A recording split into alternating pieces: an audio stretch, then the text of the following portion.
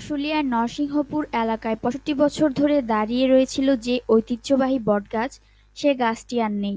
সাভার থেকে মশিউর রহমান পাঠানো তথ্যচিত্রে। সাভারের আশুলিয়ায় নরসিংহপুর এলাকায় ৬৫ বছর ধরে দাঁড়িয়ে রয়েছিল যে ঐতিহ্যবাহী বটগাছ, সে গাছটি আর নেই। গত টানা বৃষ্টিতে গাছের গোড়ার মাটি নরম হয়ে বটগাছটি উপচে পড়ে যায়। মঙ্গলবার সকালের দিকে আশুলিয়ার নরসিংহপুর বটতলা এলাকায় এই ঘটনা ঘটে।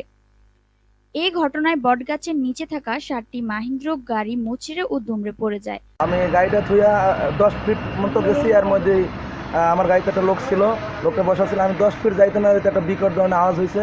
আওয়াজ হয়ে বিদ্যুতের মতো চমকাইলো, বিদ্যুতের তার ছিঁড়ে গেছে গা। ছিঁড়ার সাথে সাথে 1 মিনিট সময় দেয় না, গাছটা পড়ে গেল গা। পড়ে যায়। আমাদের প্রায় 16টার মতো গাড়ি ছিল, তো 16টা গাড়ির কিছু কিছু গাড়ি আমরা বাইর করতে পারছি, আর 7টা গাড়ি বেশি ক্ষতিগ্রস্ত হয়েছে। এই গাড়ি চলার মতো আর কোনো পথ নাই, এমন অবস্থা হয়ে গেছে। প্রায় 35 লক্ষ টাকা গাড়ির দাম। এখন এই কথাটা কাউকে বলতেও পারতেছি না, সইতেও পারতেছি না। কার কাছে বলবো?